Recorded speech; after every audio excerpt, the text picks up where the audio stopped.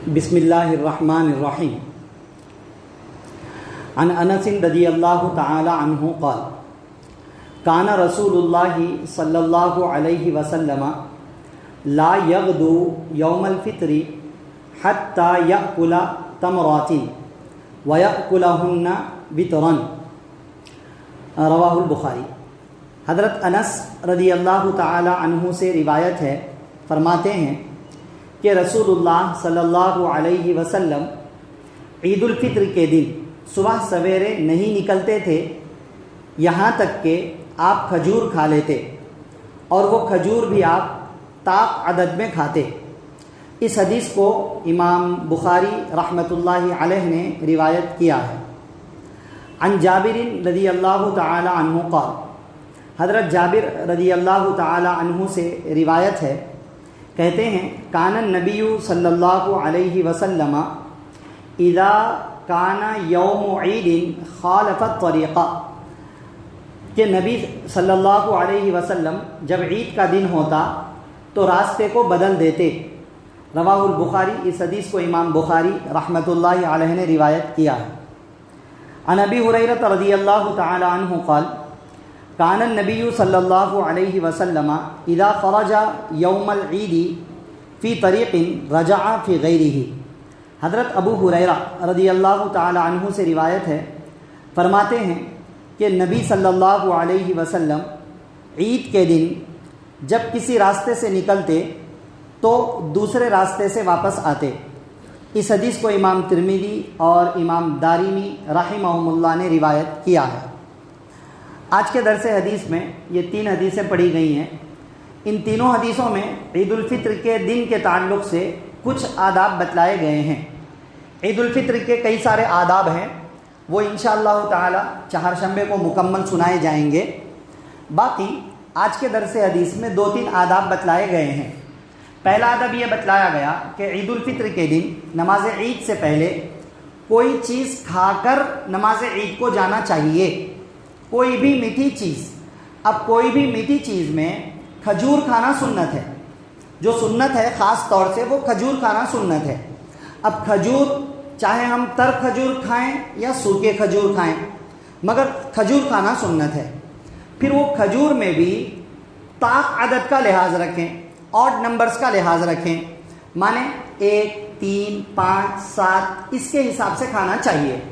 چنانچہ بعض صحابہ کرام رضی اللہ عنہم باضابطہ اس کے اوپر عمل کیا کرتے تھے، باضابطہ اس کا اہتمام کیا کرتے تھے کہ اگر ان کو نماز کو جانا ہوتا، نماز عید الفطر کو، تو جانے سے پہلے 3 کھجور کھا لیتے، اگر زیادہ کھانے کا ارادہ ہوتا تو 5 کھا لیتے، اور زیادہ کھانے کا ارادہ ہوتا تو 7 کھا لیتے۔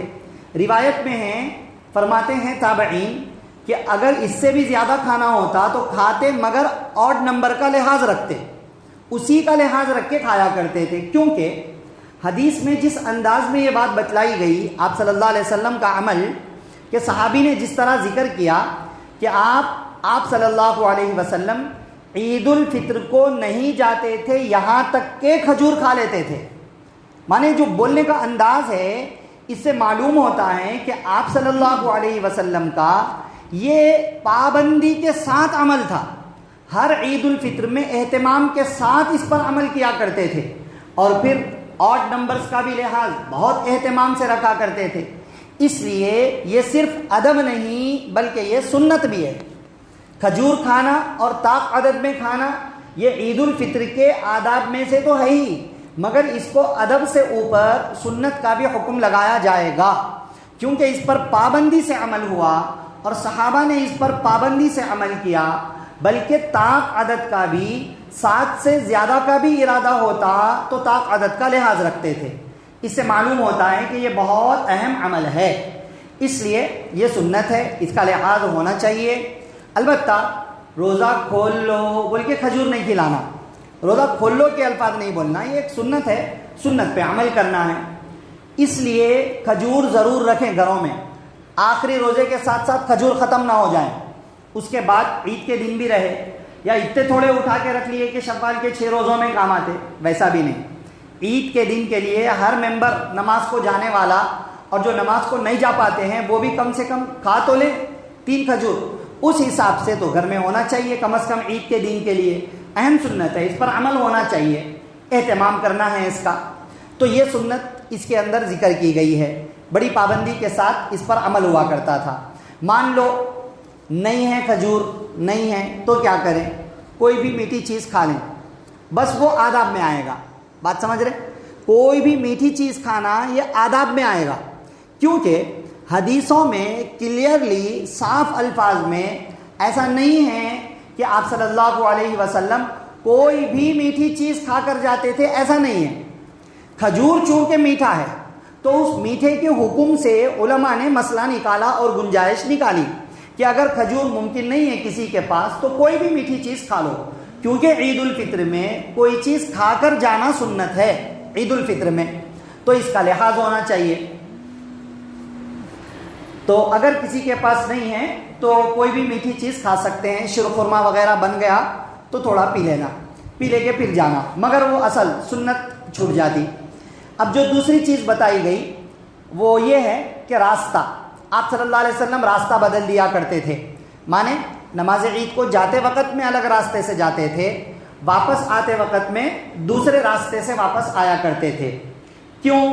اس کے بہت سارے وجوہات علماء نے لکھے ہیں. ایک وجہ یہ لکھی ہے کہ عیدین کے موقع پر، عید الفطر ہو یا عید الاضحیٰ، الگ راستے سے جا کے الگ راستے سے واپس آنا ہے، کیونکہ عیدین کے موقع پر تکبیرات کہنی ہوتی ہیں. جاتے وقت میں آتے وقت میں تکبیر کہتے ہوئے جانا ہوتا ہے، اللہ اکبر اللہ اکبر، یہ تکبیرات کہتے ہوئے جانا ہوتا ہے. تو اب گئے الگ راستے سے، وہاں پر بھی ہر گلی میں تکبیرات کی آواز، واپس آ رہے ہیں تو اللہ تعالیٰ کے نام، تکبیرات، کلمات کے انوار، ہر گلی میں اللہ کے نام کی صدائیں گونجیں، ہر گلی میں اللہ کے نام کے انوار پھیلیں. اس کا اہتمام ہونا چاہیے. تو اس وجہ سے. اور دوسری وجہ بتاتے ہیں راستہ بدلنے کی، وہ یہ ہے کہ آپ صلی اللہ علیہ وسلم اور سارے صحابہ عیدگاہ کو، جہاں نماز پڑھنے کے لیے جا رہے ہیں، عیدگاہ میں اصل سنت ہے. اب وہ آج کل عیدگاہ ابھی اس سال خاص طور سے تھوڑا مشکل ہے، اور ہر سال بھی چونکہ لوگوں کی تعداد بہت زیادہ ہو گئی اور ایک عیدگاہ میں پورے نہیں آ پاتے ہیں، تو مسجدوں میں بھی ہو رہی ہیں عید کی نمازیں. تو ہم جہاں عید کی نماز پڑھتے ہیں وہاں جاتے وقت میں الگ راستے سے جائیں، واپس آتے وقت میں دوسرے راستے سے. کیوں؟ کیونکہ بہت سارے مسلمان جا رہے ہیں ایک راستے سے، بہت سارے، ایک بڑی تعداد. نماز کا ٹائم ہو رہا، مثال کے طور پہ 9:30 10 بجے نماز ہے، اب 9 سوا 9 بجے سے لوگ بھر کے جا رہے ہیں، بھر کے جا رہے ہیں. واپس آتے وقت میں دوسرے راستوں سے، دوسرے گلیوں سے واپس آئیں. واپس آتے وقت میں بھی ہر گلی میں، ہر راستے میں اتنی بڑی تعداد مسلمانوں کی نظر آ رہی ہے. اگر ان بستیوں میں کوئی مشرک رہتا ہو، اگر ان بستیوں میں کوئی منافق رہتا ہو، اگر ان بستیوں میں کوئی اسلام کا دشمن رہتا ہو، اگر ایسے لوگ ہوں تو مسلمانوں کی یہ ہیبت، مسلمانوں کا یہ لباس اور مسلمانوں کی یہ اجتماعیت، یہ سب دیکھ کر کے ان کے دلوں پر ہیبت طاری ہو جائے، ایک ہیبت طاری ہو جائے. یہ ہوتا بھی ہے. جیسے ہم عید کے موقع پہ بھر کے مسجد کو آتے اور نکلتے ہیں، اگر 5 وقتہ نمازوں میں بھی مسلمان اسی طرح آنے اور نکلنے کا اہتمام کر لیں تو مجال ہے کہ کوئی مسلمانوں کو ذلیل اور رسوا کر سکے؟ پاسبل ہی نہیں ہے. اللہ کے عذاب سے شاید اگر ہلاک ہو کوئی دوسرے گناہوں کی وجہ سے تو شاید ہلاک ہو جائیں، مگر انسانوں کے ہاتھوں ذلیل نہیں ہوگا مسلمان. اگر اتنی تعداد میں نمازوں کا اہتمام کرے گا تو صرف ان کی تعداد کی ہیبت پڑ جائے گی. پھر نماز بھی پڑھ رہے ہیں تو جان بھی ہوتی ہے عمل کے اندر، پھر اس کا اور کافی اثر پڑے گا، ایمانی قوت بھی ہوگی، بہت سارے فائدے ہوں گے. تو ایک وجہ یہ ہے کہ کم از کم عیدین کے موقع پر ایک راستے سے آئیں اور دوسرے راستے سے جائیں.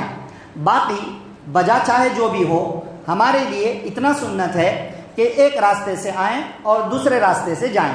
اب اس عمل کو علماء نے مستحب کی کیٹیگری میں شامل کیا ہے. مستحب کی، بہتر ہے، افضل ہے، پسندیدہ ہے، اس پر عمل کرنا چاہیے. کبھی نہیں کر پائے تو کوئی حرج کی بات نہیں. اب جو لوگ گاڑی پہ آتے، ان لوگوں کیا کرنا، گاڑی پہ آنے والے لوگ تو مسجد کو آنے سے کچھ دور پہلے تو بھی گاڑی پارک کر دو، کر کے 2-4 گلیاں دوسری جگہ سے آؤ اور جاتے وقت میں دوسری گلیوں سے جاؤ. ایک یہ پیدل جانے کا بھی ثواب ملنا. باقی گاڑی پہ بھی آنے سے فرق نہیں پڑتا، راستہ تو الگ الگ اختیار کرنا ہے. گاڑی پہ بھی آ رہے پورے لوگ الگ راستے سے اور جا رہے الگ راستے سے، بلکہ اس میں ٹریفک کو کنٹرول کرنے میں بھی سہولت ہو جاتی. اگر ایسا ہے ممکن تو نہیں ہے تو کیا کر سکتے ہیں؟ بس اللہ تعالیٰ اجر دینے والے ہیں. باقی اس چیز کی طرف توجہ دیں. اور بھی کچھ آداب اور بھی کچھ سنتیں وغیرہ ہے وہ پوری انشاءاللہ تعالیٰ چہارشنبے کو بتائی جائیں گی. دعا فرمائیے جو کچھ باتیں کہی اور سنی گئی ہیں ان میں سے سنتوں کا لحاظ رکھتے ہوئے سنتوں پر عمل کرنے کی، آداب اور مستحبات کا لحاظ رکھتے ہوئے آداب اور مستحبات پر عمل کرنے کی، باقی اس کے علاوہ جن جن باتوں سے بچنا ہے ان باتوں سے بچنے کی توفیق نصیب فرمائیں. آمین. سبحان اللہ و بحمدہ، سبحانک اللہم و بحمدک، ونشہد ان لا الہ الا انت، نستغفرک و نتوب الیک.